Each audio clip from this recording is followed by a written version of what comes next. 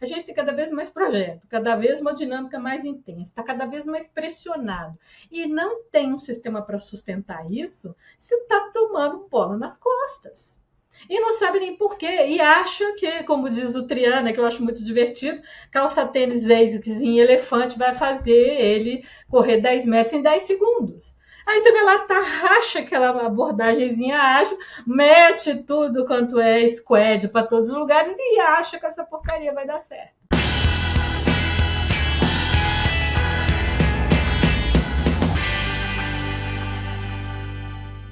Prontinho, estamos ao vivo. Sejam todos bem-vindos a mais um episódio do Capital Projects Podcast. Eu sou o André Schoma, estou aqui para mais uma conversa aberta sobre os desafios da gestão de projetos de capital. Essa gravação aqui ao vivo do nosso canal, fazia tempo já que a gente não conseguia encaixar uma gravação ao vivo. Nós vamos aqui falar com uma convidada mais do que especial, que já esteve aqui no episódio, a Miriam Moura. Ela é sócia proprietária da PMC Consultores, onde atua há mais de 15 anos como consultora na área de gestão de projetos, gestão de mudanças, gestão de configuração, implementação de escritórios de projeto e gestão de portfólio. Já trabalhou com projetos no mercado financeiro, na mineração, óleo e gás, na área automotiva, de varejo e de saúde. Lidera times multidisciplinares, tem mais de 3 décadas de experiência na gestão e implementação de quase uma centena de projetos de complexidades e impactos diferentes, como gerente e superintendente de projetos corporativos e também liderando PMOs. Ela é especialista em gestão de projetos, certificada pelo PMI e é voluntária do PMI desde 2005. Já serviu em nível global ao PMI como mentora regional do PMI para o Brasil entre 2017 e 2020. Já foi presidente também do capítulo do PMI em Minas Gerais, até na época que eu fui diretor de administração e finanças a convite da Miriam. Ela é mestre e doutora em administração, professora na Dom Cabral, na PUC, na FGV, entre outras instituições. É palestrante e autora de diversos artigos e estudos de caso publicados nas disciplinas de projetos.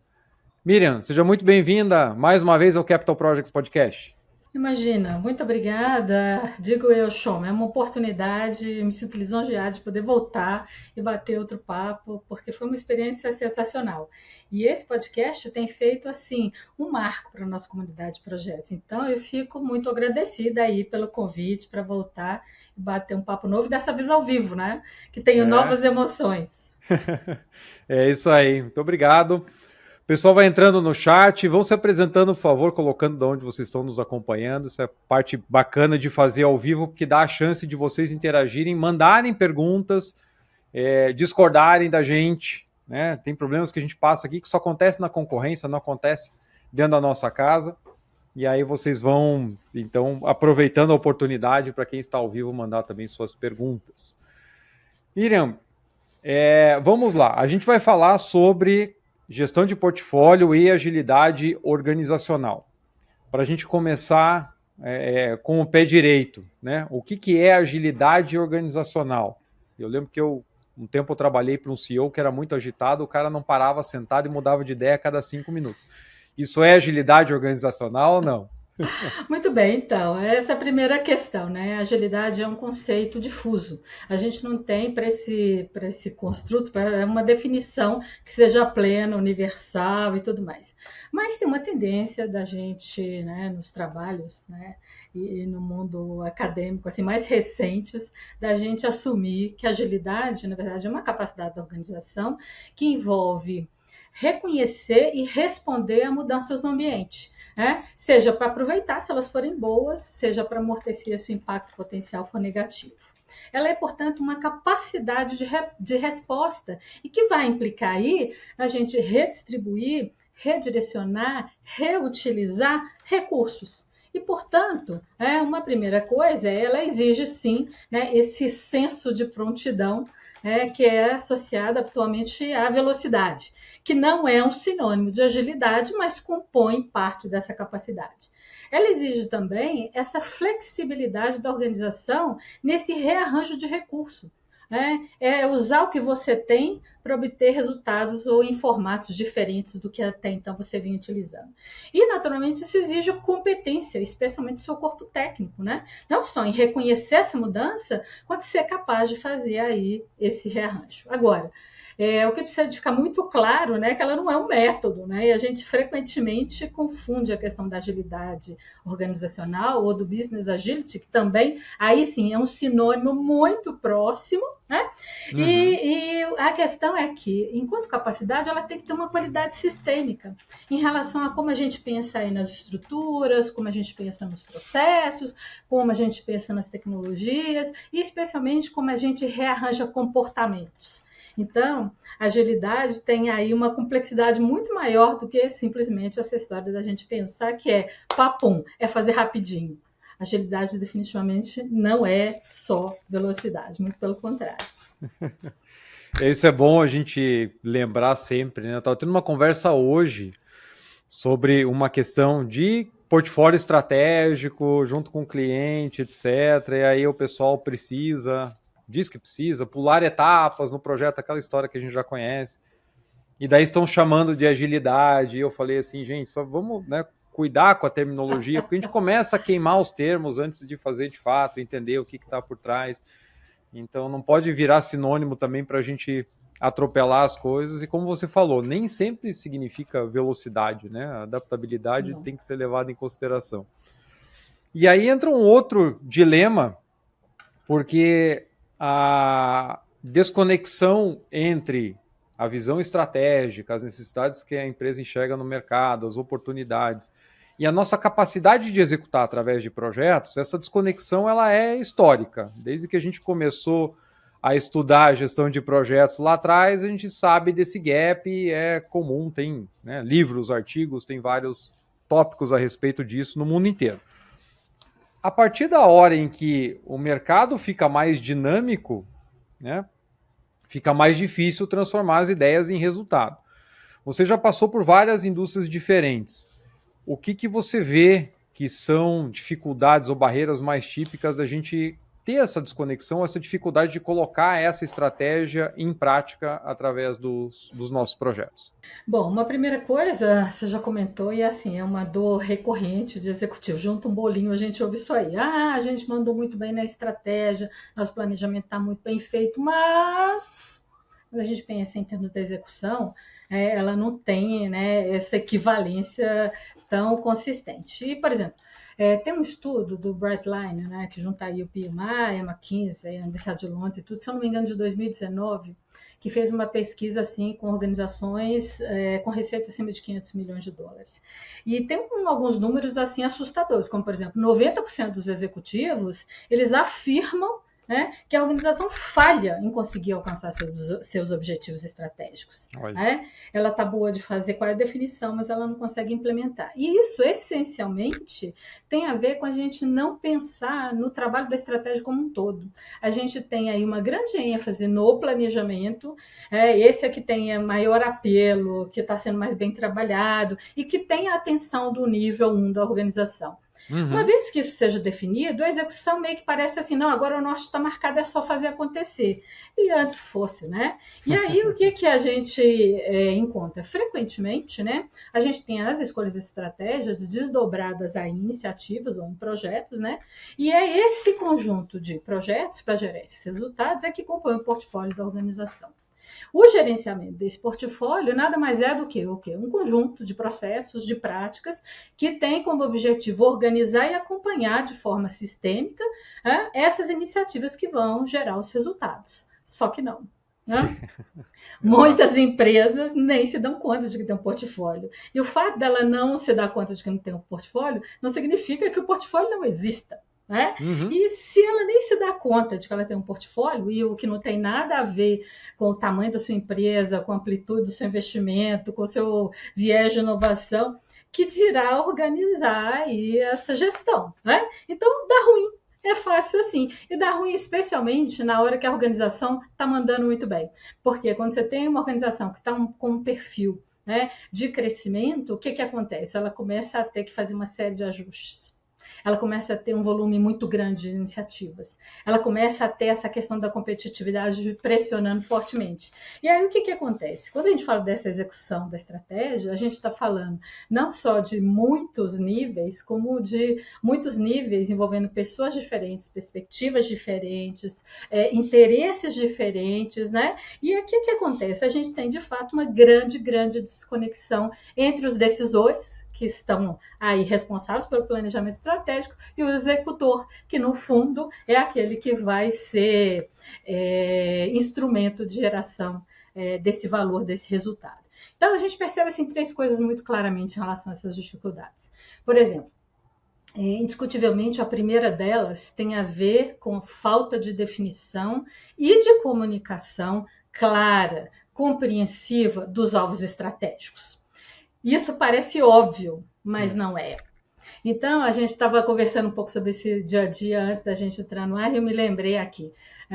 Eu estava trabalhando com uma empresa com uma direção de primeiro nível jovem, mas uma empresa robusta, que está se apresentando no mercado com muita competência, com muita força, né? E, em função disso, muito preocupada em fazer esse arranjo, em manter o legado dos pais, os 3 irmãos assumiram, essa coisa toda muito linda, definiram um planejamento estratégico, os alvos estratégicos, muito bem, e aí eles estavam fazendo algumas reuniões de desdobramento com as áreas envolvidas. Então, 4 grandes iniciativas, e numa delas a gente tinha uma diretora, que é uma das sócias, com uma pessoa que era o gerente de operação responsável pelo projeto, com o cara de tecnologia e com o cara de logística, todos eles gerentes robustos. E aí ela disse assim, não, o nosso caso aqui é muito tranquilo, o nosso foco é otimização de estoque. Aí eu disse assim, ok, mas e o que é otimização de estoque? Aí todo mundo, não, isso é óbvio. Eu falei, mesmo, é óbvio, então vamos brincar aqui. Uma folha para cada um, pense aí no que é otimização de estoque e escrevam aí do seu ponto de vista o que esse seu projeto entrega. Né? E aí, obviamente, catei esses papéis e a gente tinha, assim, um olhar muito diferente. O cara de tecnologia disse assim, a gente vai ter que substituir o sistema de gerenciamento de estoque. E faz sentido, né? Mas isso é uma visão. O cara de logística disse, a gente vai substituir numa dobradinha com Marte toda a questão nossa de embalagem, porque está complicando muito armazenamento e distribuição. O cara de operação falou, não, o nosso tema é que encurtar aí time to market, porque a gente está com alguns produtos bacanas, mas o lançamento está muito lento. Então, é isso que nós temos que fazer para esse nosso estoque girar. Aí a diretora falou assim, não, gente, na verdade eu estava pensando assim, eu queria fazer um Pareto, e desse Pareto, né, dos 70% que dão muito trabalho e nem tanto lucro, eu queria eliminar metade. E aí todo mundo ficou olhando um para o outro assim. Então, olha só, né? Não é uma coisa intuitiva, você está no mesmo segmento, você tem um nível hierárquico parecido, conversa todo dia, mas são alguns fundamentos que, se você não trabalha, você tem uma dispersão do foco na organização. Então, você acha que está mandando muito bem, só que cada um está gastando bala num alvo diferente, né? Então, de longe, essa é uma primeira coisa. Muita indefinição e uma comunicação que nem sempre é clara, nem sempre é compreensível.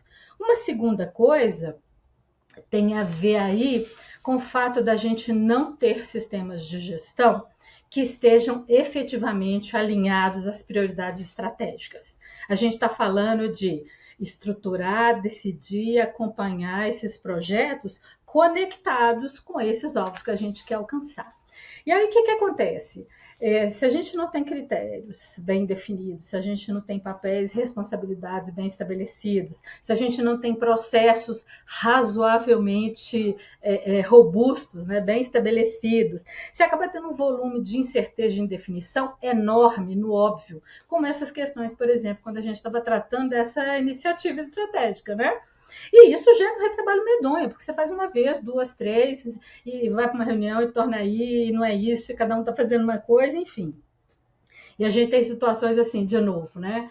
Eu estava trabalhando numa indústria, agora na saúde, que tinha que fazer uma implementação de um CTI.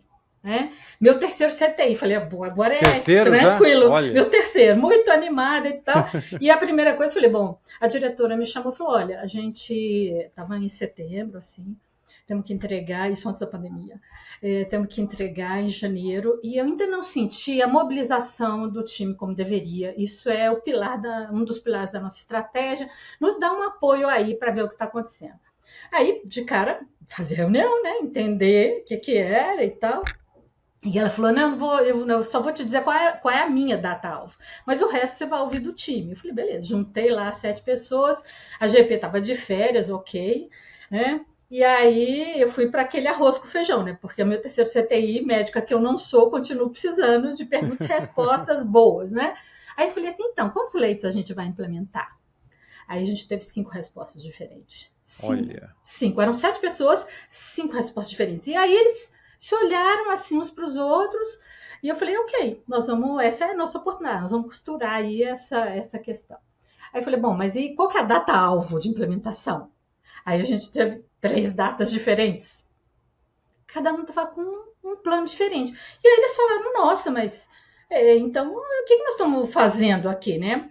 Aí a pessoa responsável pela parte, digamos assim, de hotelaria, de aquisições, disse assim, não, Miriam, mas não preocupa não, o que é mais complicado são os equipamentos que eu comprei.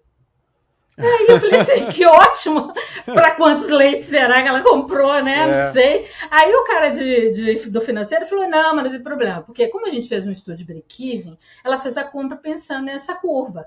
Aí ele bota lá na projeção, mostra, né, o perfil, né, de funcionamento, os leitos. Aí o médico que ia fazer a gestão do CTI falou, tá errado. Na verdade, tem umas inconsistências aqui do ponto de vista legal. Você não pode trabalhar com essa quantidade de pessoas. Essa conta não fecha.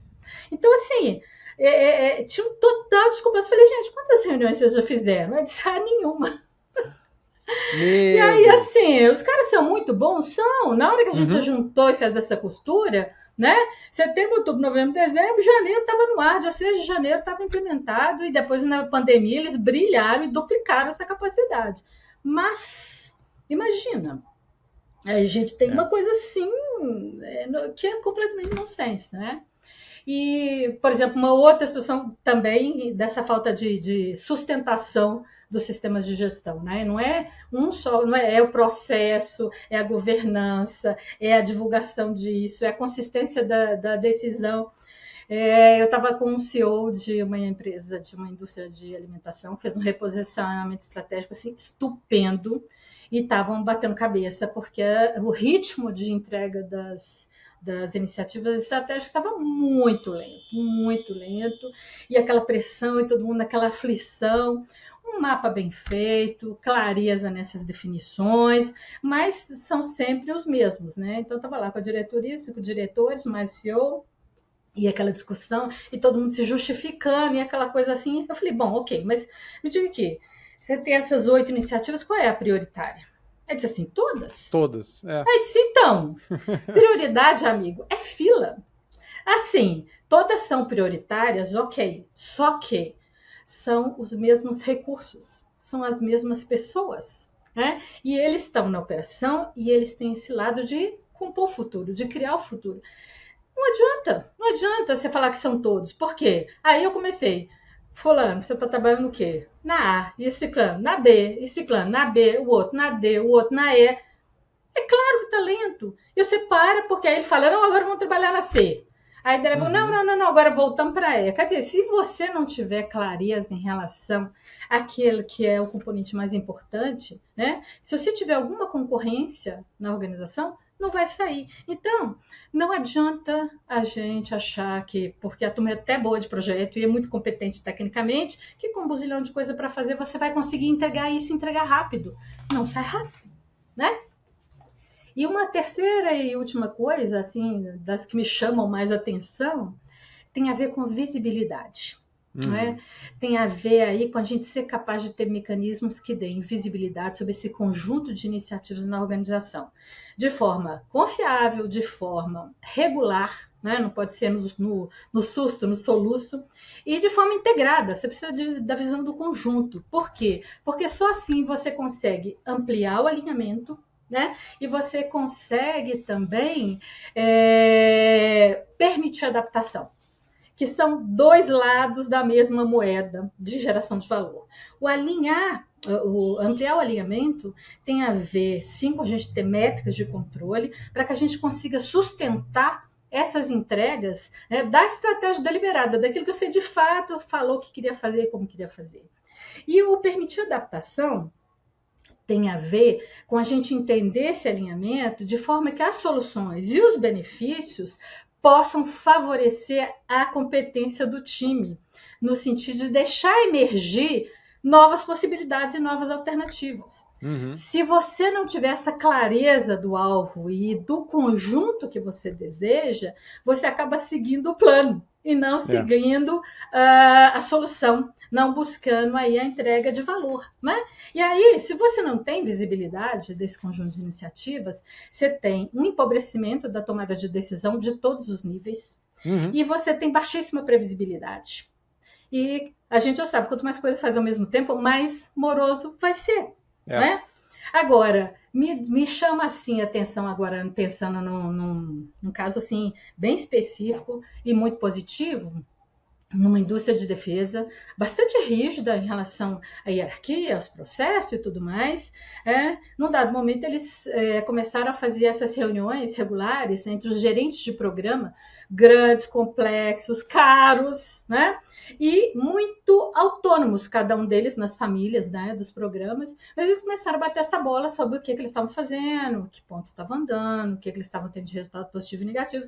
E num dado momento, 2 gerentes de programa falaram: opa, mas a gente está entregando veículo para o mesmo cliente, só que para um uso diferente. E aí eles falaram: mas vem cá, vamos olhar o que a gente tem aí de ganho cinético. Se a gente conseguir juntar as 2 entregas, a gente duplica a capacidade de fazer essa entrega plena. Pois é. Né? E foi uma coisa sensacional. E aí, o que acontece? Quando você tem uma estrutura que suporte, né, essa gestão com foco, né, na agilidade, numa prontidão da resposta, você consegue escalar essa decisão muito rápido. Você não vai levar 6 meses, né, até ter uma avaliação do portfólio para você aí, então, conseguir discutir. Então, foi um exemplo, assim, super legal, que eu fiquei muito feliz de ver, que assim, e que rompe muito com aquela ideia tradicional do portfólio, né? Que a gente pensa muito no portfólio dentro da estratégia deliberada, de cima para baixo, autocrático, impositivo, só que a gente acaba perdendo muito dessa autonomia, que é um valor típico da agilidade, que é deixar o time fazer bem aquilo no que ele é capaz, né? Se você tem um alvo claro, pode ser que o que a gente a princípio pensou não seja a melhor oportunidade, né?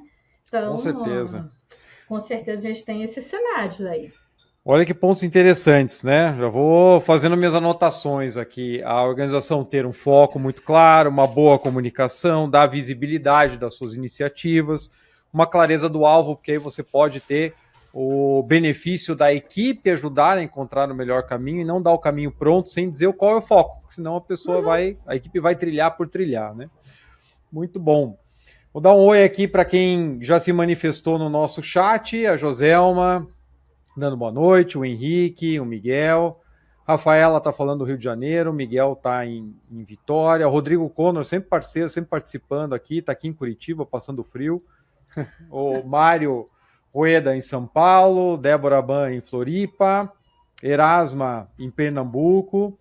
O Rodrigo aqui já mandou uma pergunta para a gente. Poderia comentar um pouco sobre a sua visão do planejamento estratégico emergente e a conexão com o portfólio de projetos? Então, essa é uma tendência e esse é, digamos assim, isso é o que a gente tem de mais novidade nas pesquisas que a gente vem observando nos últimos tempos, né?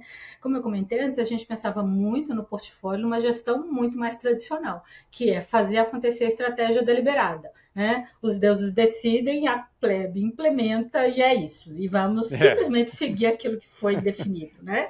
E isso tem uma contramão, obviamente, com a possibilidade da gente deixar emergir novos padrões e novas soluções. Na medida em que a gente tem, e isso é especialmente possível da gente identificar, um portfólio que faça esse papel de integração entre os vários níveis robusto, ele não só é capaz de manter ali a luz piscando sobre qual é o alvo, quanto ele é capaz de acelerar essa contraposição do padrão emergente. Então, é muito interessante. Agora, para isso, eu tenho que, definir onde eu quero chegar. 2, me diz se eu estou chegando. 3, me diz se isso é um desvio ou se isso ou se há uma possibilidade de acertar algo diferente. 4, tem uma enorme clareza em relação ao alvo. Então, com isso, a gente tem aí um portfólio que pode atuar nesse papel, que é muito mais contemporâneo, que é muito mais focado na agilidade, no sentido de fazer isso no movimento inverso, de fazer a ascensão, né, do nível executivo, do nível executor para o nível executivo, no sentido da gente fazer os ajustes e de dar esse refresh para quem está com a mão na massa. Por quê? Quem sabe de fato qual é a melhor solução muitas vezes é quem vai fazer, né, executar ou desenvolver a solução. Então, isso é super importante. É o papel mais moderno que a gente já tem aí comprovação empírica de que o PMO está ocupando, o PMO, quando responsável pela gestão de portfólio, está ocupando aí lindamente. Que legal. Tudo facilita quando você tem uma boa comunicação e consegue distribuir essa responsabilidade dentro da equipe, ou seja, está todo mundo remando para o mesmo lugar, então vamos trazer junto.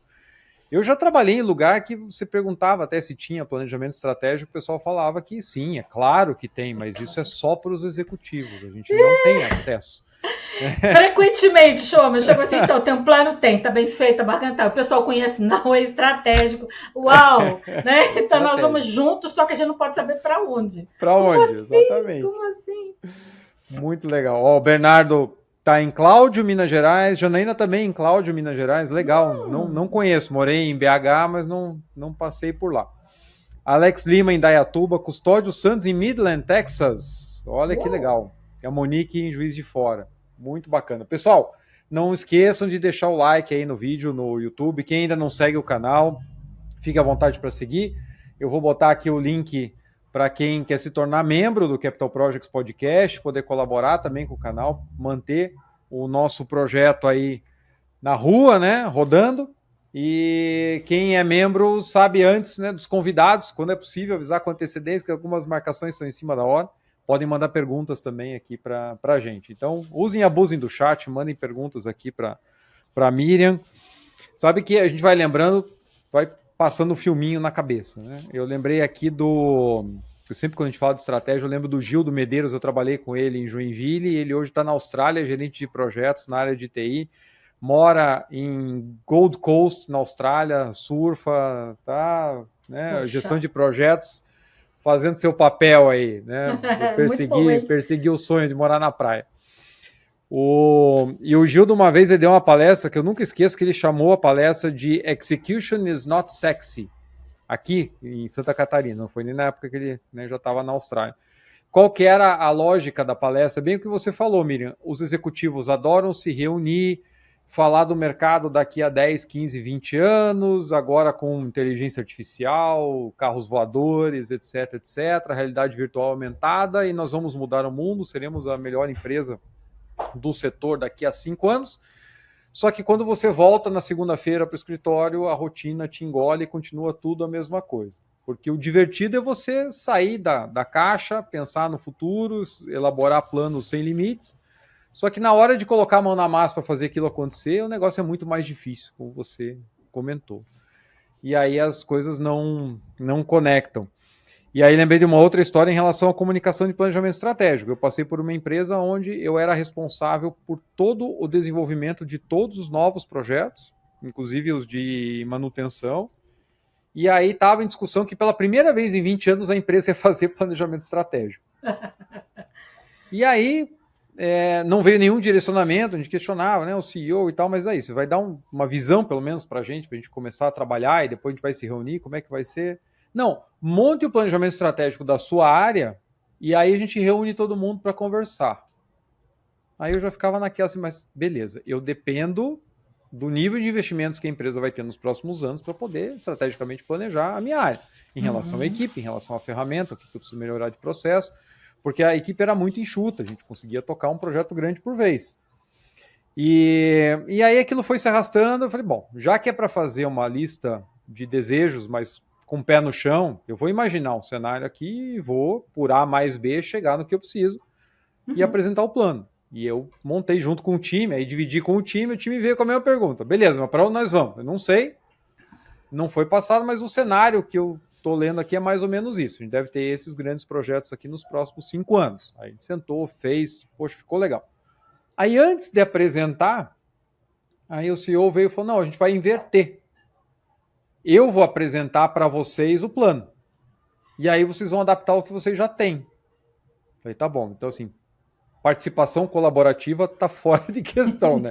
Não é o caso, né? Não é o caso. Já tive que fazer o meu no escuro e agora eu descubro que já tem um que está elaborado e a gente vai ficar sabendo semana que vem. Beleza, né? Aí, quando foi apresentado na próxima semana, o nível de investimento era 3 vezes maior do que eu tinha imaginado. Né? Aí eu olhei e falei, poxa, que baita oportunidade, muito legal.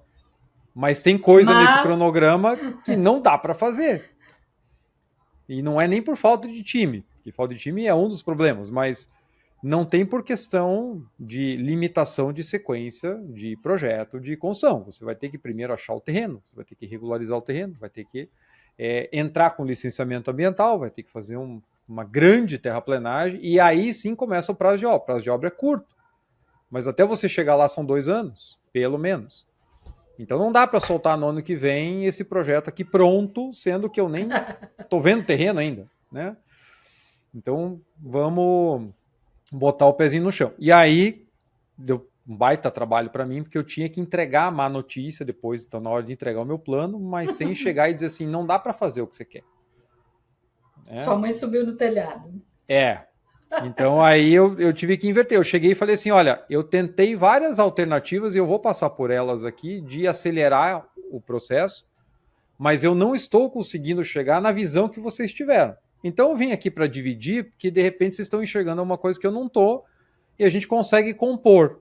Então em nenhum momento eu cheguei na sala e falei assim, não dá para fazer, mas nem sonhando. Cavacatuça. E aí eu fui vendo o pessoal olhar e dizer assim, não, é verdade, então vamos ter que rever e tal. Enfim, desses projetos todos dos 5 anos, pelo andar da carruagem, vai sair mais ou menos 1/4, né, hoje. Então, é isso que a gente está falando, né, alinhamento, visibilidade, aproveitar os ativos da organização, as equipes que estão no dia a dia para ver o que é possível. Certamente. E fazer a troca. A equipe muitas vezes não vai ter a visão realmente da estratégia de mercado e tudo mais, então vai ter todo o conjunto de informação, então vai receber isso de cima, mas vai contribuir com aquilo que é possível fazer, né? Certamente. Legal. O Rodrigo comentou, na Cibra adotamos o planejamento estratégico emergente e nosso portfólio de projetos é conectado aos objetivos estratégicos e táticos. Olha que legal. Espetáculo. Uhum. Muito bom. E aí, para ajudar, se a gente já está falando que é difícil, já estamos falando que existe essa desconexão típica, que é maior ou menor, dependendo da organização, vem o mercado e nos chacoalha a cada mês, a cada semana, a cada semestre. Então, se já era difícil você estabelecer um cenário e estabilizar esse cenário para direcionar a organização, agora o ambiente está muito mais tumultuado, né? A gente não precisa falar de pandemia necessariamente, porque isso não estava no radar de ninguém, mas aí a gente teve, pensando aqui em engenharia e construção, a cadeia global de suprimentos foi para o vinagre, a emergência de projetos dependentes de commodity num prazo muito curto, porque a pandemia jogou os preços lá para cima, cria competição por recursos, e a gente tem um cenário onde a tecnologia está chegando muito forte. Finalmente, a gente fala que na engenharia e construção agora a gente está falando de realidade virtual, está falando de robótica, está falando de BIM, aquele BIM de uma década atrás, finalmente. O BIM que a gente já vinha falando, BIM, mas agora ele chegou, né? E aí, como trazer essa combinação de agilidade organizacional? Então, se já era difícil transformar uma visão em resultado, a partir da hora que a visão ela tem que ser mais flexível e adaptada a uma frequência muito maior, como conseguir quebrar mais uma barreira, né? Ou seja, além de resolver uma questão, ainda tentar acelerar esse processo. Mas como você falou, tem algumas coisas que a gente não tem escolha. Né? Então, assim, essa turbulência no ambiente, que varia um pouco dependendo do segmento, com certeza, ela não é alguma coisa sobre a qual a gente tem gestão. Agora, uma coisa a gente sabe, né? Quanto mais dinâmico foi esse ambiente, para dizer assim, num palavreado bonito, né? Mais curtos serão os ciclos estratégicos. o que significa que mais mudança a gente vai ter e maior vai ser a pressão em cima do gerenciamento de portfólio, especialmente demandando aí agilidade, né? Agora, a verdade é que não tem uma regra para a gente dizer assim, ó, vamos fazer assim ou vamos fazer assado porque vai funcionar, vai ter um fit bacana. O que a gente percebe é que vai depender muito tanto do papel quanto do desempenho esperado do portfólio que existe na organização. E essa percepção de valor, né, porque a gente fala assim, para que ele serve e o que a gente espera que ele entregue, né? Essa percepção de valor, né, é ela que vai definir, é ela que vai moldar o gerenciamento de portfólio para fazer, para capacitar, né, esses processos, essas práticas a gerarem o resultado. Agora, o que a gente percebe, né? Bem dentro dessa lógica, né, da agilidade, né? Quando a gente pensa em portfólio, a gente pensa assim, digamos assim, em dois grandes processos, que é a estruturação e a condução. Quando a gente fala de estruturação, a gente está falando, assim, para ser muito singelo, né, de governança e sistemas de gestão. A gente está falando aí de ter critérios, de ter parâmetros, de ter processo, de ter papel, e a gente percebe que é importante que esse processo seja fortemente regrado.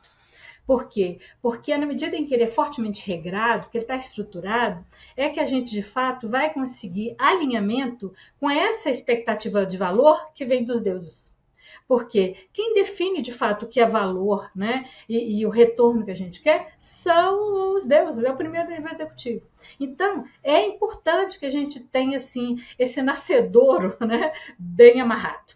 Agora, a boa notícia, né, e que a gente não via muito, né, com exemplos práticos, é que essa condução, que está muito associado a essa informação, né, essa visibilidade do que está acontecendo, e a tomada de decisão, elas têm um espaço enorme para serem muito flexíveis e para serem, então, né, bastante adaptativas. Né? E isso significa a gente descolar daquela rigidez exatamente de seguir o plano.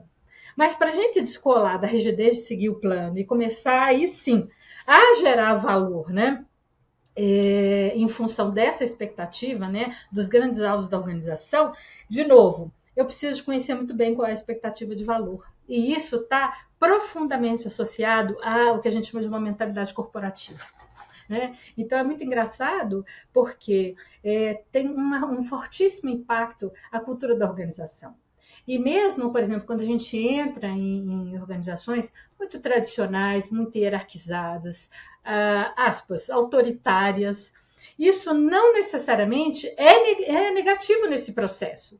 Precisa ficar claro, porque até pelo contrário, quando a gente tem uma organização muito rígida com algumas questões, ela costuma reforçar muito os valores, a expectativa dela, o que ela quer. Então, de uma certa forma, essa catequese deixa todo mundo orientado para esse foco específico. Enquanto a gente, quando tem uma organização mais fluida, e a gente percebe isso muito, sabe no quê? Startup depois que faz a primeira grande venda, né? Né? Aí ela fica no perdido geral, porque enquanto era aquele um projeto, todo mundo focado naquilo, tá beleza. Aí, de repente, ela vende aquele um projeto, ela emplaca recurso, ela ganha volume, não só de demanda, mas de gente para trabalhar nessas demandas, e aí ela fica perdidaça. Por quê? Porque ela não tem, né, um posicionamento de valor, uma prioridade de valor. Então, isso é um baita problema. Então, eu acho que tem uma coisa aí, assim, a mudança em si, ela não é um problema, ela é um cenário com o qual a gente vai ter que conviver e é isso. O que a gente tem é que conseguir essa solução que combine, né? No aspecto inicial de estruturação, uma regra, por quê? Porque ela é norte, ela cria uma trilha. Né? E no aspecto executivo, né, dos projetos, né, da condução, ela ser flexível para ter esse espaço de acomodação. E isso a gente, por exemplo, viu bastante bem algumas empresas fazendo na pandemia. Né? Algumas enxugaram algumas coisas muito rapidamente, outras alongaram prazos, outras substituíram. É exatamente isso que tem que acontecer mesmo. Quer dizer, quando acontece alguma coisa mais drástica, aí as empresas se desapegam um pouco do que está escrito para fazer aquilo que é necessário. Mas aquilo depois volta tudo... Com certeza. Esse negócio, né? À toa que a gente gosta tanto do Burn the Bridges, né? Assim, a gente tem uma tendência a voltar para a zona de conforto. Por isso é que o tal do conceito dos sistemas de gestão, né, para sustentar uma prioridade de valor, ele é tão importante, porque se você não tiver isso, você não muda os comportamentos geradores. Você fica continuando a trabalhar lá naquela referência anterior. Isso é um horror, né? Eu passei, você comentou agora, eu lembrei também uma situação num projeto onde o projeto, por uma mudança de mercado, o mercado deu uma piorada e a gente estava quase entrando na implantação. E aí, por essa questão da insegurança em relação ao fluxo de caixa, a diretoria falou, nesse valor o projeto não vai para frente e se a gente não conseguir mexer nisso, a gente vai ter que parar o projeto. Se parar o projeto, vai ter que reduzir a equipe e nós vamos ficar aqui hibernados esperando o ano que vem para ver como é que vai ficar. Aí eu peguei a minha equipe toda, levei para a sala, botei as pranchas de arquitetura na parede e falei assim, gente, vamos fazer uma engenharia de valor expedita aqui. O que a gente pode cortar do escopo para poder reduzir custo? Porque o projeto vai parar. E aí vinham as questões, como você falou, do costume de sempre. Não, mas se tirar isso aqui vai ficar feio. Não, mas se tirar esse aqui vai ficar fora do padrão que a gente sempre tem feito. Se tirar esse aqui... Aí chegou uma hora e falou assim, gente, vocês não estão entendendo. O projeto, ele vai parar. Do jeito que ele está, ele vai parar. Não vai ter projeto esse ano, a gente não vai fazer obra, a gente vai ficar esperando ano que vem. Então, vamos esquecer um pouquinho o jeito que a gente fazia e vamos pensar do zero. O que daqui não pode faltar para o cliente e o que daqui a gente consegue... De repente, se eu não posso tirar, eu posso postergar, sem tirar o benefício, sem tirar o desempenho, mas assim, então esse investimento aqui eu faço no ano que vem quando o negócio melhorar, mas eu entrego o básico para o mercado agora. O que dá para fazer? E aí a gente foi e mexeu, e saiu uma lista bem maior do que eu esperava, e algumas coisas tão drásticas, que aí quando eu voltei para a diretoria e falei, nós vamos cortar isso, vamos cortar aquilo, vamos cortar... Tinha até área de depósito, que a gente tirou a chapa de drywall do lado interno, deixava só o externo. Abriu a porta, aquilo estava cru. Né? Aí eu cheguei e mostrei para a diretoria e falei, nós vamos fazer isso e tal, redução mais ou menos X%. Não era um absurdo, mas a gente chegou no que dava.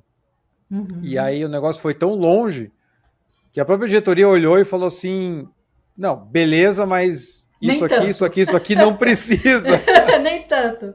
Mas essa é uma coisa muito legal. Acho que essa é uma incorporação prática da mentalidade da agilidade. Porque a agilidade, na verdade, ela tem que servir a um propósito. Por isso aqui, de novo, a coisa do entender o alvo é tão importante, né? Se o alvo é sobrevivência e isso impacta na questão do custo, é mesmo, você descasca. Né? Por outro lado, se a agilidade, né, ela está, por exemplo, orientada para o Customer Centricity, ela é outra proposta. Você vai privilegiar outros aspectos, mas isso tem que ficar muito claro. Isso tem que ficar muito ostensivo. Né? E tem uma coisa também que eu vi acontecer assim em função da etariedade, vão se os anéis ficam os dedos, né? A gente... E o seu cabelo branco não conta, porque se seu cabelo branco, você tinha 30 anos, você tinha cabeça branca, né? Mas, assim, a gente que tem uma memória de um tempo recessivo muito duro, a gente é capaz de fazer, assim, um aperto no cinto, porque a gente tem essa lembrança, né, para quem já estava começando carreira, né, da rigidez em relação a algumas questões. Agora, você entra num cenário feito uma mineração que tem umas margens, assim, escandalosas, né? E aí você fala para o cara assim, vamos reduzir custo? Né? Aí diz assim, por quê? Né? Porque na cabeça dele, assim, você vai tirar o cafezinho e o papel higiênico. Não é isso. Né? A questão vão reduzir o custo por quê? Porque aí a gente consegue fazer uma entrega mais rápida. Por quê? Porque quanto mais rápido você colocar para produzir, mais rápido seu investimento volta. Então, algumas coisas não precisam ser no estado da arte. Não pode. Não pode isso, não pode aquilo, não pode aquilo, não pode aquilo, não pode aquilo. Então, você acaba numa rigidez medonha e você não consegue, né, fazer essa entrega acelerada para ter o retorno sobre o investimento, sim, né, e garantir as outras coisas mais paulatinamente. Você não consegue. Né? Eu passei por uma outra situação que fazia tempo que eu não lembrava, mas como eu falei, a conversa vai fazendo a gente lembrar os causos. Uma empresa de óleo e gás, que num projeto de refino, estava com um custo extremamente alto. E a gente estava fazendo uma avaliação, comparando com outros projetos e tal, e era inexplicável o custo do reator principal. Não tinha como entender aquilo. A gente primeiro achou que os dados que a gente recebia estavam errados, que tinha algum problema até de conversão de câmbio, alguma coisa assim, mas não. Uhum. E aí fomos mexendo. E a empresa resolveu investigar mais, então ampliou o nosso escopo de contrato. Falou, não, então vamos fazer um benchmark, vamos ver isso, vamos fazer aquilo, vamos mandar engenharia para não sei onde, para dar uma olhada. E aí mandamos para fora. E aí o pessoal nos retornou e falou assim, nunca na vida a gente viu algo proximamente similar àquilo que vocês estão projetando. Por que isso? Pelas características do óleo, pela característica do teu processo. O processo é padrão na indústria, o teu reator é padrão na indústria. Você não vai fazer diferente dos outros. Tem que ter uma coisa muito extraordinária para justificar você fazer o negócio absurdamente. E aí era o que você falou. Era um excesso de confiabilidade absurdo, além de qualquer coisa que já tinha na indústria, especificações de projeto de nível altíssimo que ninguém praticava por serem inviáveis financeiramente, não tecnicamente, e que não tinha explicação. E aí quando a gente juntou, eu passei uma experiência similar àquela que você comentou, que a gente juntou o pessoal que fazia estimativa de custo, o pessoal que estimava, que fazia o design do equipamento, o pessoal de suprimentos e tal, eles foram se falar pela primeira vez no nosso workshop. E o projeto estava quase indo para a concorrência para contratar o EPC. Uhum. Então, mais uma vez, né, comunicação, a gente conseguir entender a visão e a necessidade do negócio e, a partir dali, dimensionar o que é necessário. Não preciso fazer nada a mais, não posso fazer nada a menos, senão não vou colher o resultado. Uhum. Mas a comunicação para acertar essas interfaces. A operação não fazia ideia que o que eles estavam pedindo, ninguém no mundo absurdo, tinha. Né? Eles sabiam que era mais do que o normal, mas sim, não que era tão anormal. E isso é onde eu falei da questão da etariedade, né? Quando você pega uma pessoa, né, que é um jovem profissional, que está hoje aí na faixa dos 30, ele não tem memória da escassez em algumas indústrias. Então, ele acha um absurdo romper com algumas coisas, né? Então, assim, é curioso mesmo. E aí você tem que ter esse entendimento desse contexto, mais essa questão da comunicação, para você conseguir fazer essa calibragem, certamente. É isso aí. Legal.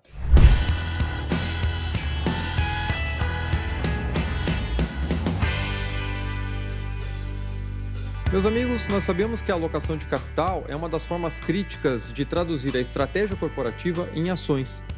Mas alocar e realocar capital dentro de um portfólio de investimentos sempre é um grande desafio ainda para a maioria das empresas.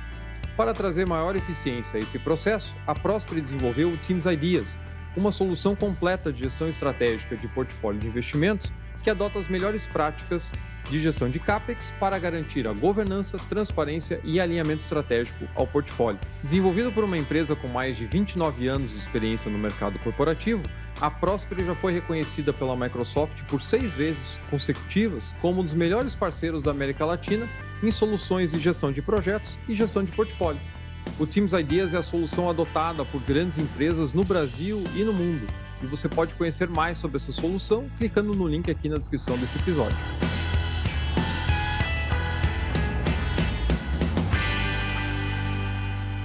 E aí, um outro ponto importante que eu fiquei curioso para ver a tua visão, assim, eu não sei se eu tô muito errado, então estou procurando alguém que concorde comigo, mas você não é obrigado a concordar.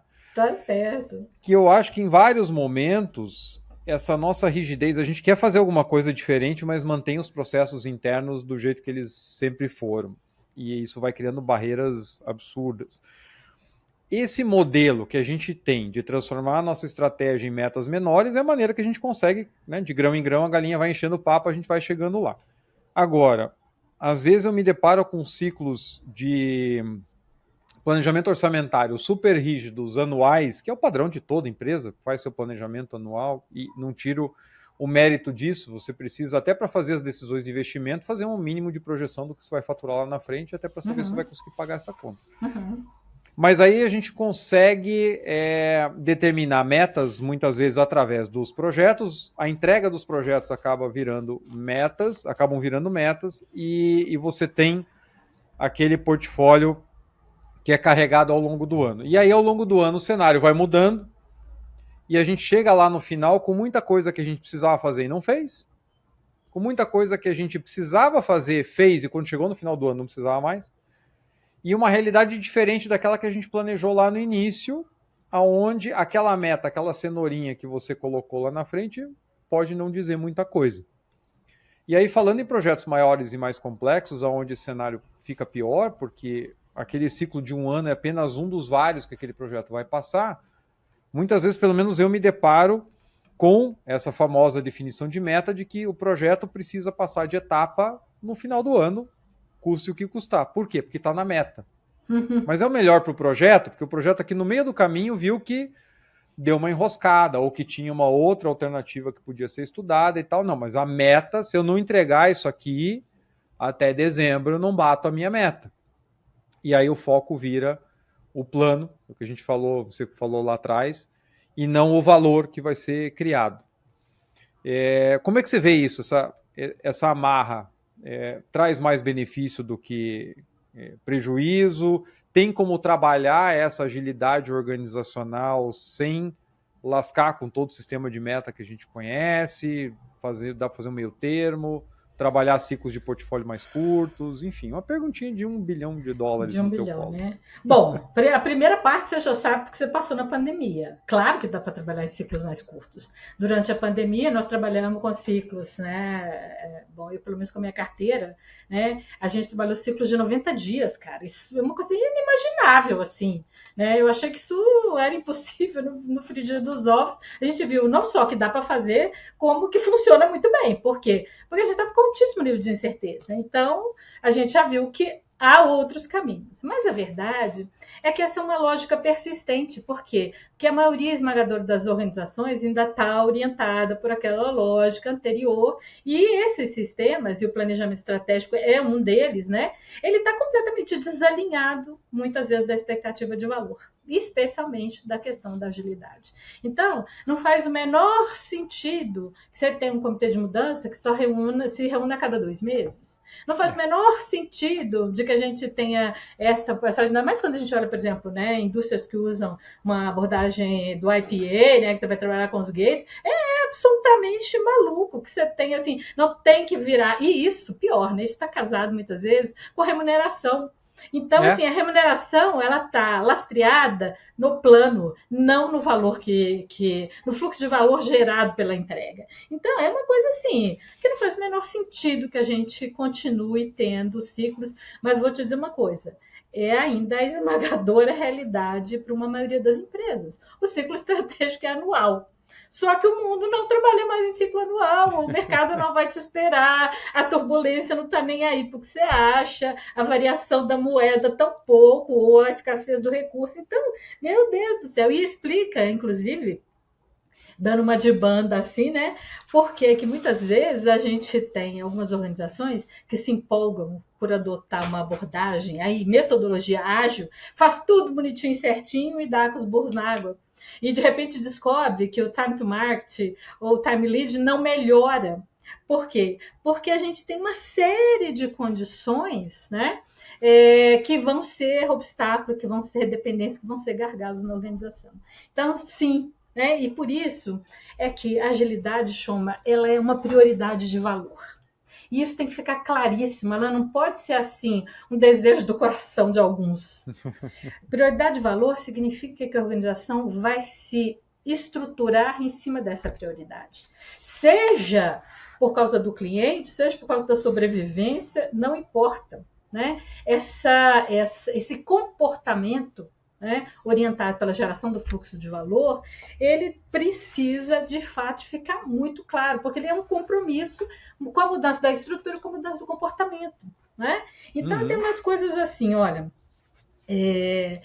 a coisa que eu mais ouço, aliás, é engraçado, quando, há uns anos atrás, né, quando eu escolhi que eu ia fazer para a minha tese, trabalhar com portfólio, né, eu tive que ouvir assim, mas portfólio é um assunto que está assim, meio esgotado, né? Eu achei muito engraçado, entendeu? Eu falei assim,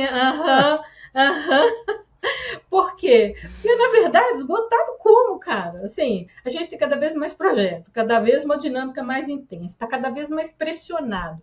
E não tem um sistema para sustentar isso, você está tomando bola nas costas. E não sabe nem por quê. E acha que, como diz o Triana, que eu acho muito divertido, calça tênis ASICS em elefante vai fazer ele correr 10 metros em 10 segundos. Aí você vai lá, acha aquela abordagemzinha ágil, mete tudo quanto é squad para todos os lugares e acha que essa porcaria vai dar certo. Né? Que não tem nenhuma crítica à qualidade da abordagem, não. Só que a nossa realidade organizacional não é essa. Então, assim, a gente precisa de ter agilidade como prioridade de valor se a gente, de fato, quer entregar, né, mais flexível, com competência e responder ao mercado para ter o resultado que você quer. Senão, você está chovendo molhado, né? Ó, o Rodrigo, quando comentou, né? Previsão de retorno, sim, uma boa análise de sensibilidade de riscos efetiva e revisitada de tempos em tempos da Zika. E o conhecido me diga como me dirás e lhe direi como entregareis. É bem isso, né? Ainda mais quando tem o teu bônus ali atrelado, é isso que importa. Agora, o de risco, eu ainda acho que a gente tem uma cultura um pouquinho melhor, por conta de tanta bordoada que a gente andou tomando. Em alguns segmentos, a gente percebe já esse esforço, né? Até porque faz parte intrínseca aí do próprio gerenciamento de risco, essa manutenção, né? Essa supervisão do comportamento do mercado, ou dos seus alvos, ou da sua operação. Mas isso acontece assim, para risco, pontualmente a gente vê acontecendo. E that's all, né? E em relação a processos, também lembrei de outro caso, o Cleverson entrou aqui, Cleverson é membro do canal, super apoiador, está sempre presente também, a gente trabalhou junto, e aí ele vai lembrar de um caso, eu tinha um processo de aprovação de orçamento para projeto, que era formulário em papel mesmo. Então, fazia 500 passos lá e tal, aí imprimia o papel, aí eu assinava o papel, sentava na frente do CEO, o CEO explicava para ele a demanda, aí ele assinava, aí a gente voltava, aí tinha que escanear o papel, aí guardava o papel na rede, né, escaneado, mas depois tinha que pegar, imprimir de novo para entregar para o financeiro liberar a verba, não sei o que e tal. Aí a gente olhou aquilo, a gente tinha uma pessoa do time que passava quase metade do mês só escaneando papel, sendo que ela tinha um trabalho de muito mais valor do que isso e rendia muito mais quando não tinha que ficar escaneando. E aí eu não conseguia convencer a turma de mudar processo. Aí um dia que acumulou bastante trabalho, eu fui, tirei foto da pilha de papel, desenhei o processo como é que era e tal, fui e apresentei. Falei, gente, estamos jogando dinheiro fora. Vamos digitalizar esse negócio, fazer um fluxo simples aqui na ferramenta e tal. Fizemos, ficou show de bola.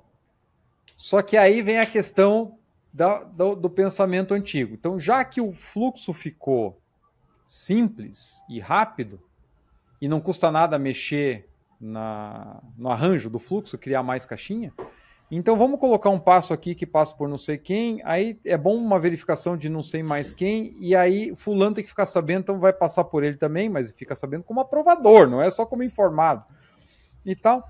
Então um processo que, embora burocrático, eu terminava em 10 minutos, a parte importante da aprovação e liberação, porque eu sentava na frente do CEO, explicava para ele, assinava o papel, eu levantava ele no financeiro e pedia para liberar a verba.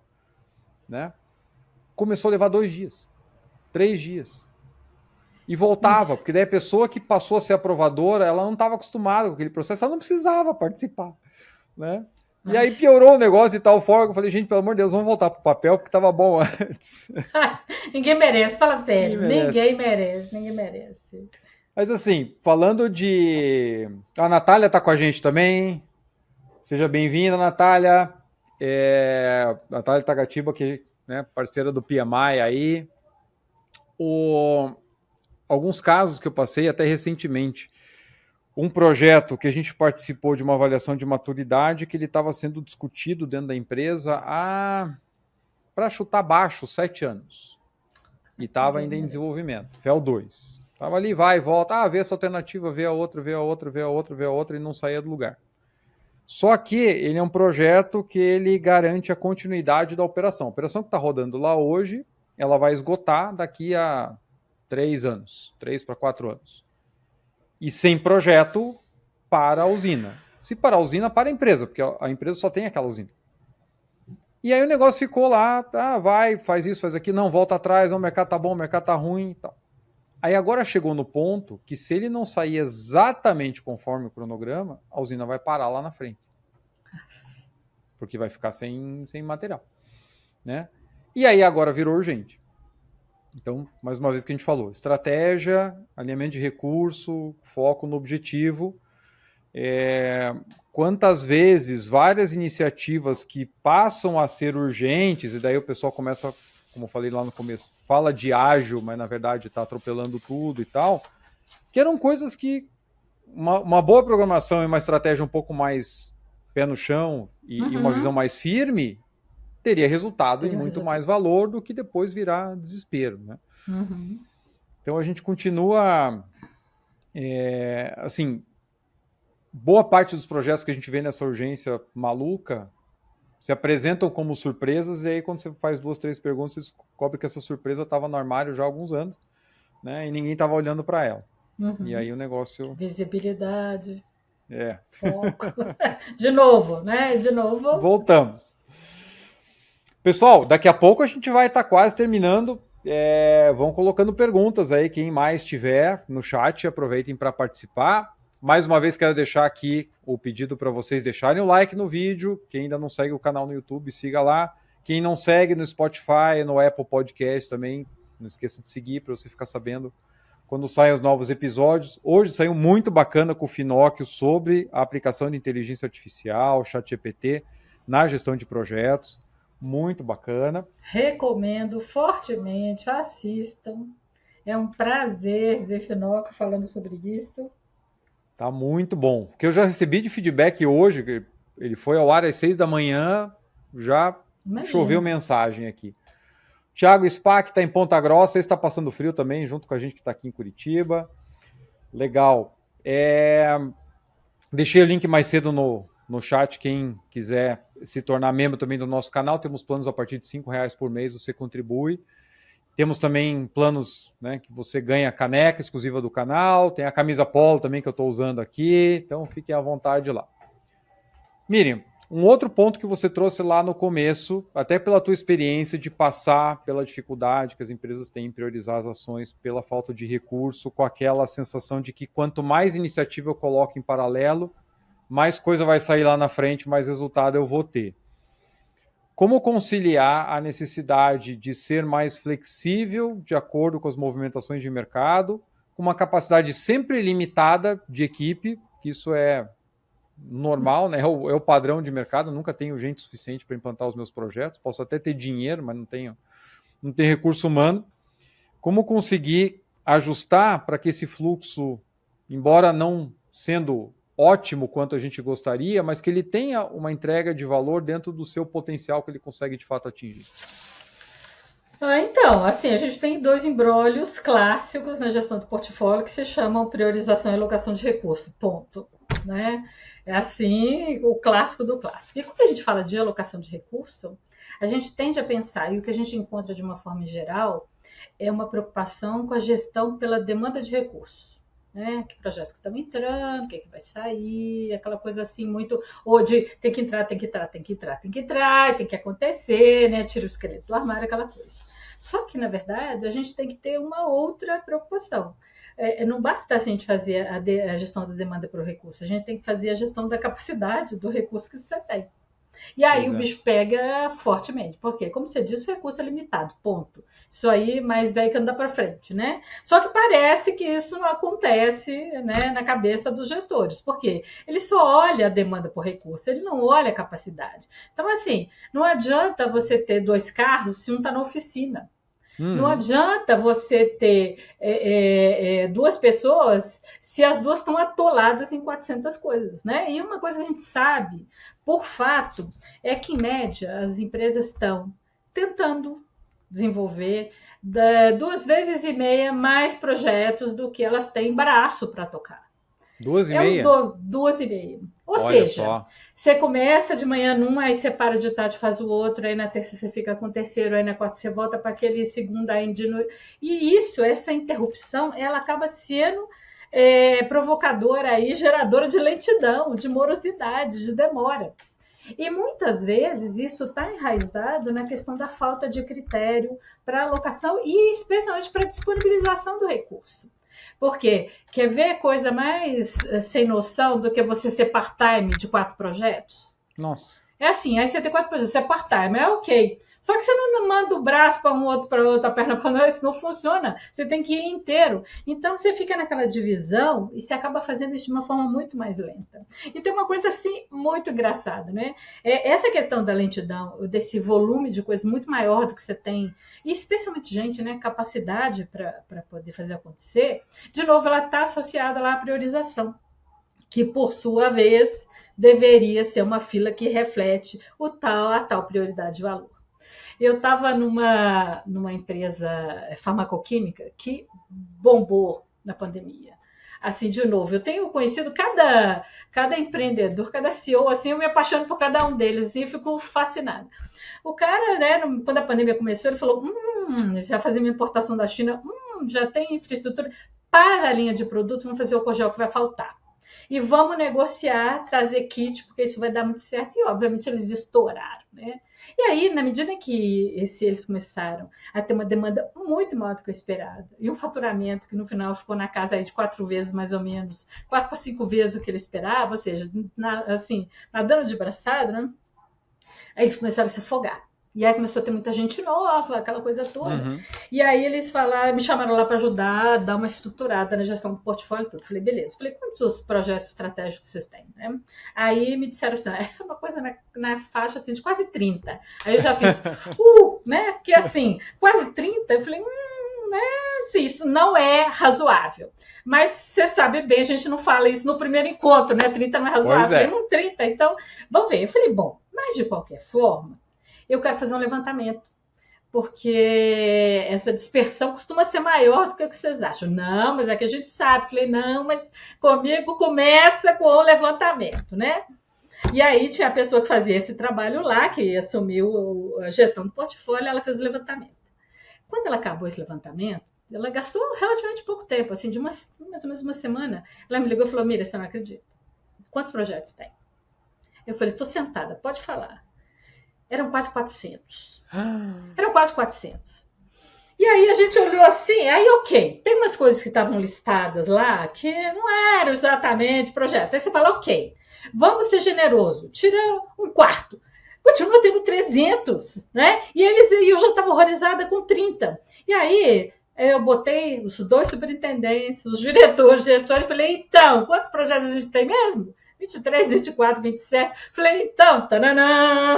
Aí eles assim, não é possível, não é possível, não é possível, não é possível. Mas, na verdade, sem nenhum controle, sem nenhuma centralização desse foco, cada um ia pedindo uma coisa, pedindo uma coisa, pedindo uma coisa, e aí manda quem pode, obedece quem tem juízo, seu chefe te manda fazer A, B, C, D, E, F, você vai falar o quê? Ah, não vou fazer. Ou seja, é completamente não gerenciável. Isso não tem a menor condição, né? Então, assim, foi aquele desarranjo, aquele desconcerto. E aí me falaram, não, agora a gente vai ter que digerir essa ideia. Né? E aí deram uns tapas também, o que também é inócuo. Por quê? Porque ninguém estava inventando. Só que, assim, tinha uma demanda. Você vai falar que não vai fazer? De novo, o alvo não está claro, o caminho não está estruturado, brota tudo quanto é coisa, ainda mais num cenário extremamente favorável, ainda mais de recurso financeiro, que muitas vezes é um gargalo, né? Então eu falei, gente, vem cá, assim, vamos combinar de modo muito pragmático, né? A gente tem assim umas 4 coisas que se você não fizer, não tem jeito, né? Então começa com essa coisa, a gente tem que garantir a conexão dos projetos com a estratégia. Né? Então tem que parar com esse negócio de ficar fazendo pedido no corredor, cara. Não funciona. Por quê? Porque vocês estão absolutamente sem alinhamento. No frigir dos ovos, tudo é para o bem da organização. Mas, de novo, né? Prioridade é prioridade. Então, o que nós queremos privilegiar? Né? Qual que é o critério da fila? Do mais alto, mais baixo, do mais novo, mais velho, os que usam blusa vermelha primeiro, enfim. Não interessa, mas isso tem que ser claro para todo mundo. Depois, nós temos que reduzir dramaticamente a dispersão para a gente ter foco e atendimento da prioridade. Foco. Por quê?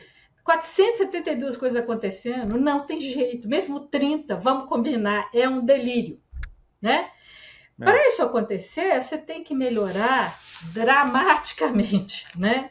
A questão da comunicação e da visibilidade, para que você, inclusive, crie a tal condição de autonomia e adaptabilidade. De novo, foco. Olha por que funcionou tão bem na pandemia. Foco, foco, foco, foco. Era aquilo que era para fazer, não era o resto, era aquilo. E isso funcionou muito bem, né?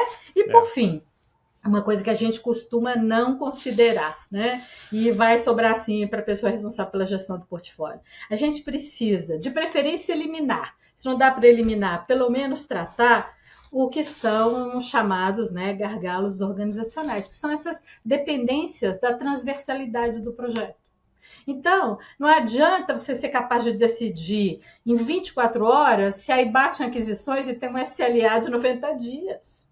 Não adianta você conseguir envelopar uma solução se, na verdade, você tem que esperar 2 meses para tal da reunião que valida isso. Então, tem umas tantas coisas que, se você não tratar, não vão funcionar. Né? Então, assim, eu sou uma otimista da Chama, mas eu acho que a gente de projeto, né, a gente tem essa vibe e a gente acredita que vai dar certo. Né? A gente gosta de aventura na selva, a gente se mete nessas esparrelas, mas assim, são 4 coisas relativamente singelas que a gente consegue fazer, mas tem que fazer.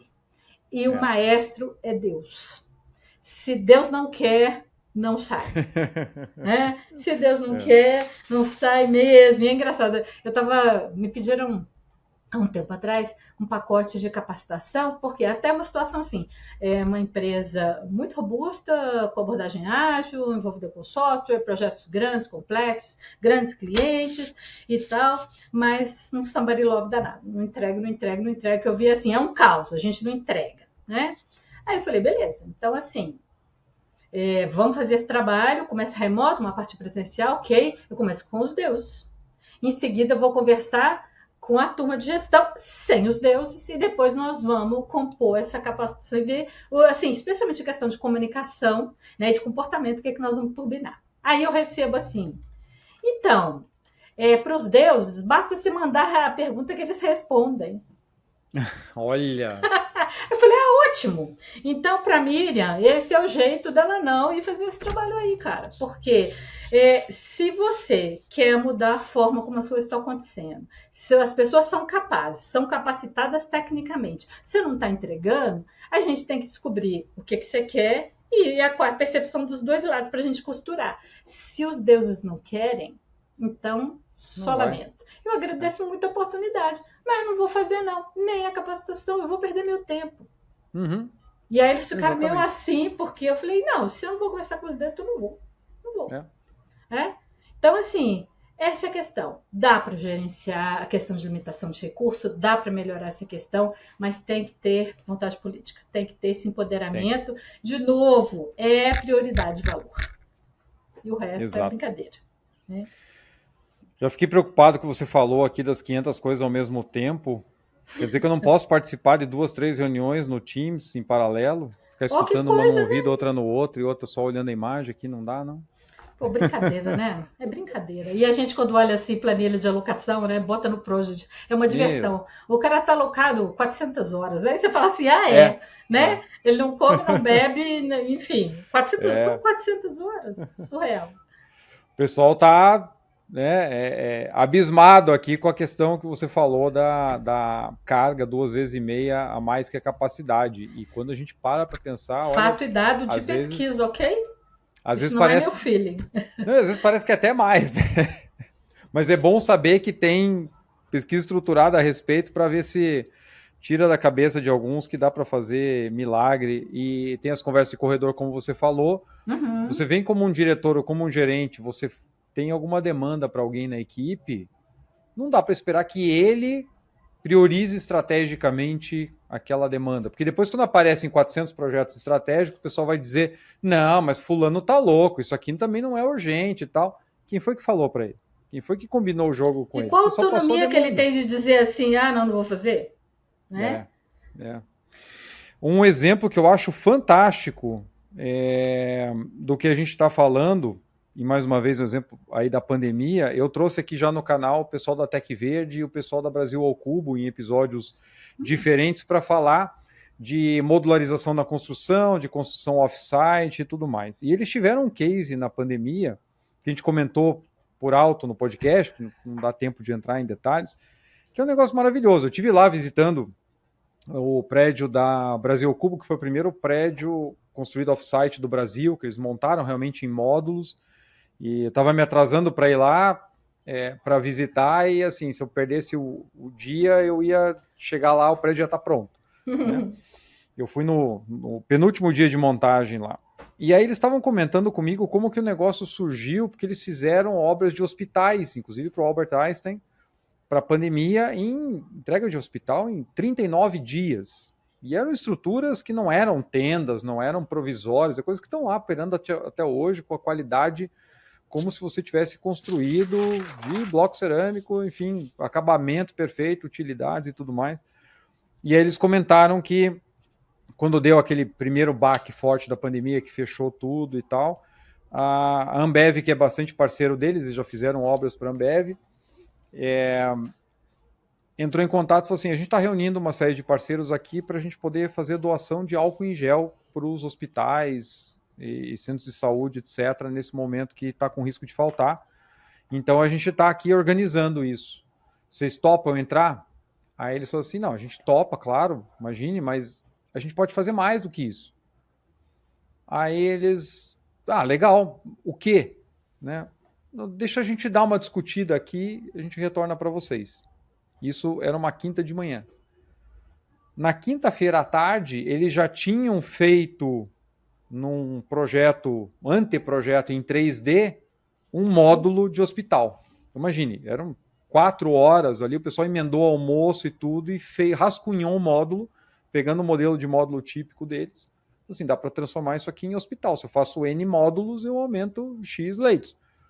E aí pegaram aquilo e à tarde passaram para a Ambev, já junto com a Gerdau também é parceira, investidora deles.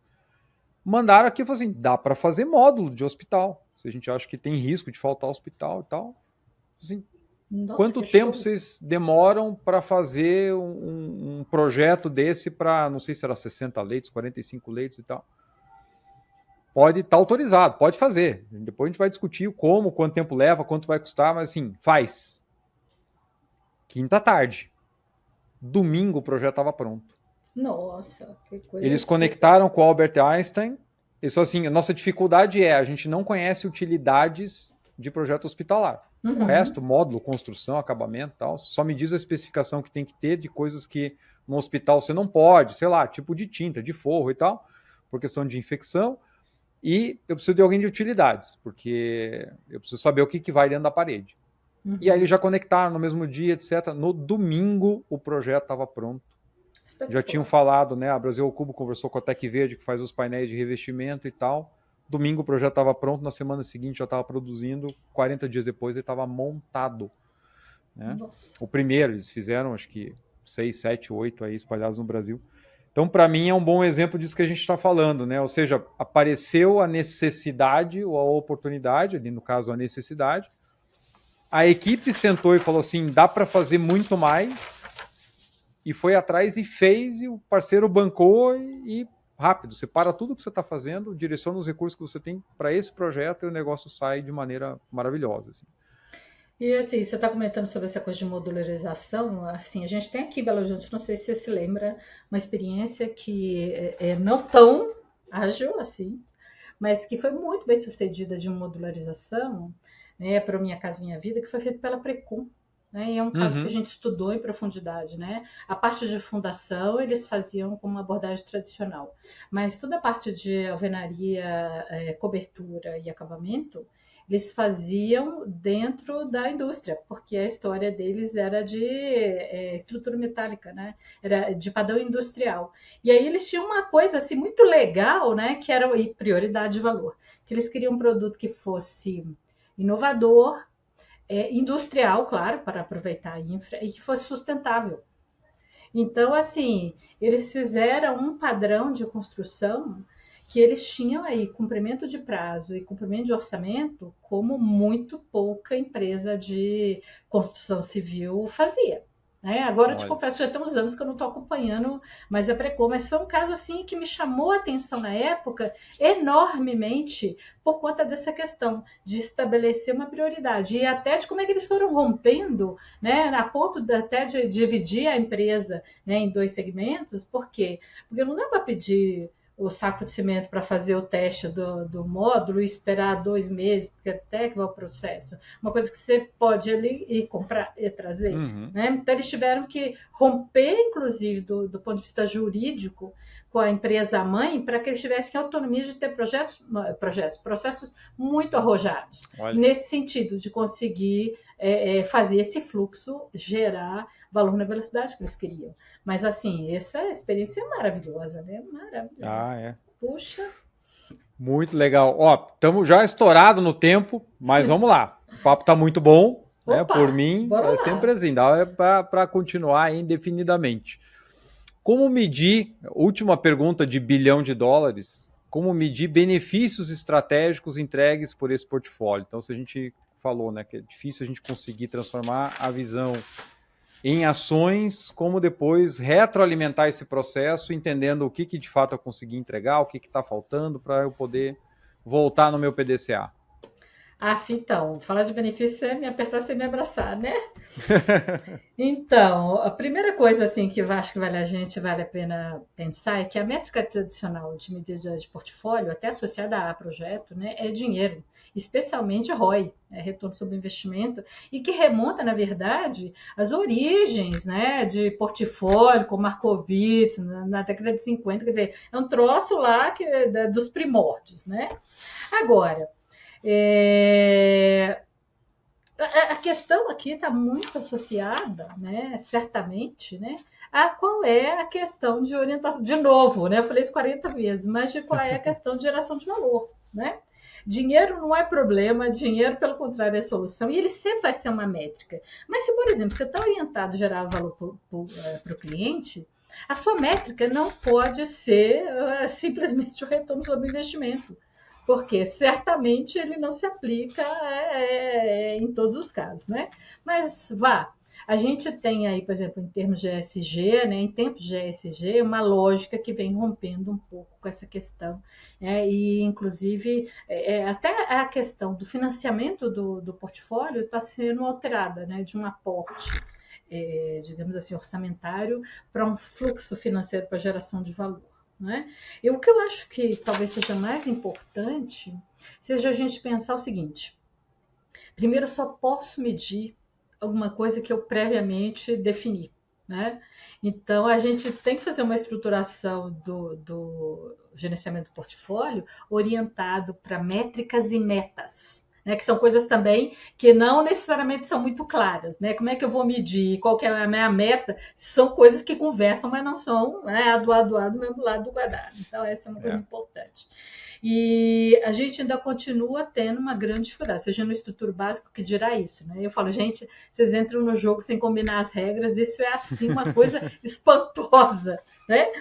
E uma segunda coisa é que antes de você bater o martelo em relação a essa medida, tem que ficar claro a danada da prioridade de valor que você vai aferir. Porque se a sua pegada é uma prestação de serviço para a sociedade, né, a sua métrica não pode ser o ROI. Né? Eu sempre falo que mesmo ONG precisa ganhar dinheiro, porque senão ela não paga as contas, né? Não é porque ela não é para fim lucrativo que ela tem que ser rentável. Mas o propósito dela não é a geração do lucro em si, é como é que se reverte esse lucro em valor. Então a métrica não pode ser a mesma.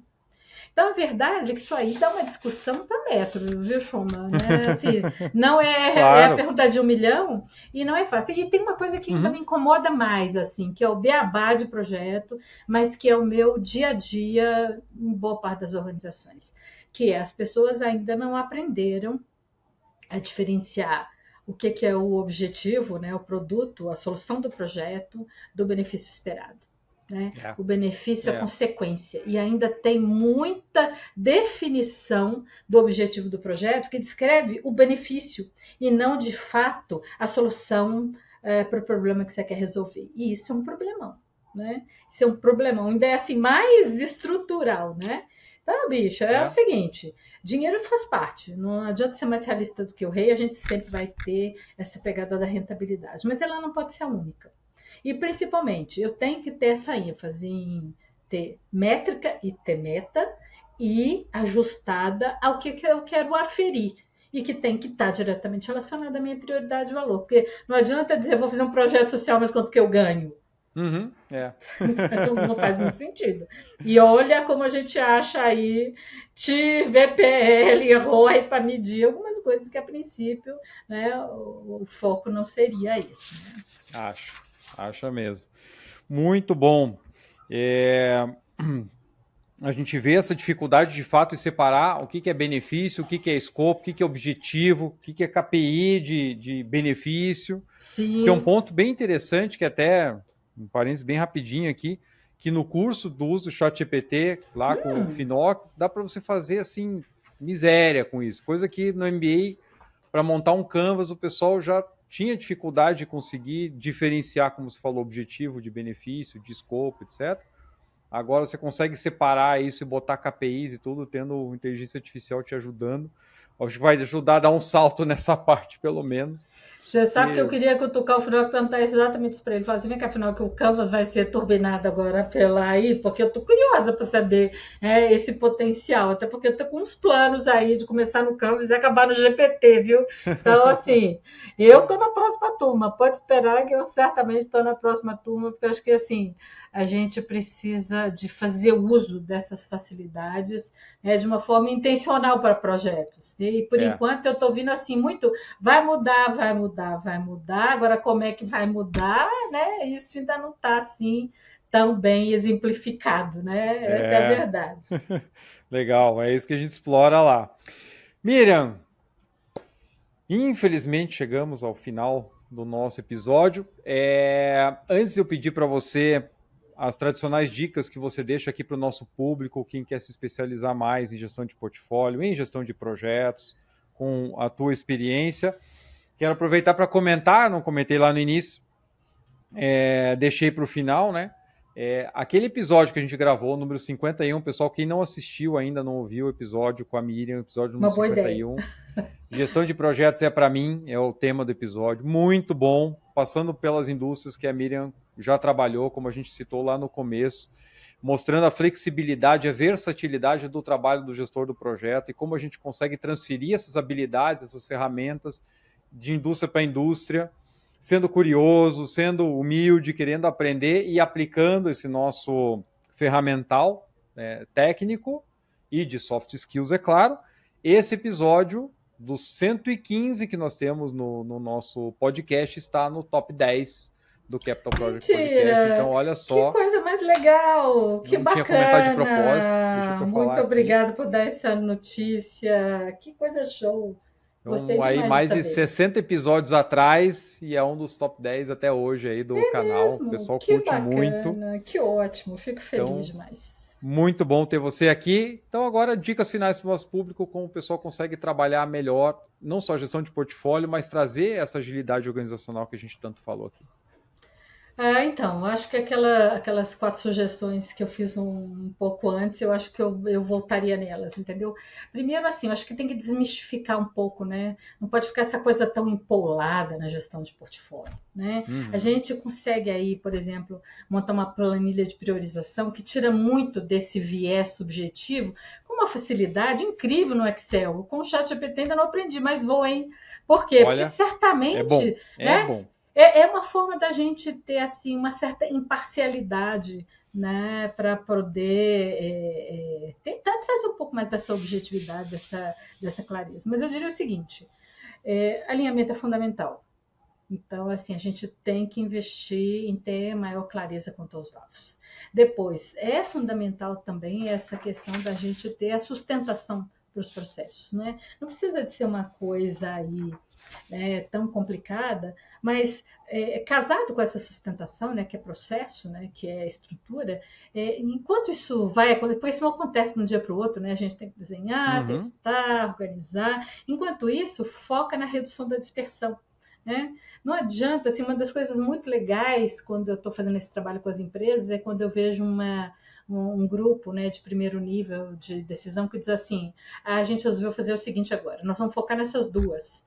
E aí a gente entrega essas duas, nós vamos focar nessas. Por quê? Porque isso é fundamental. Né? Eu fico muito feliz, porque essa redução da dispersão, esse aumento do foco, isso potencializa essa agilidade enormemente. Né?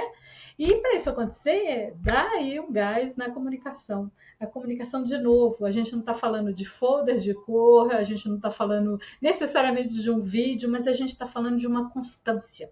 A gente está falando de uma visibilidade em relação ao conjunto para que todo mundo entenda, né, para onde é que a gente está indo. Né?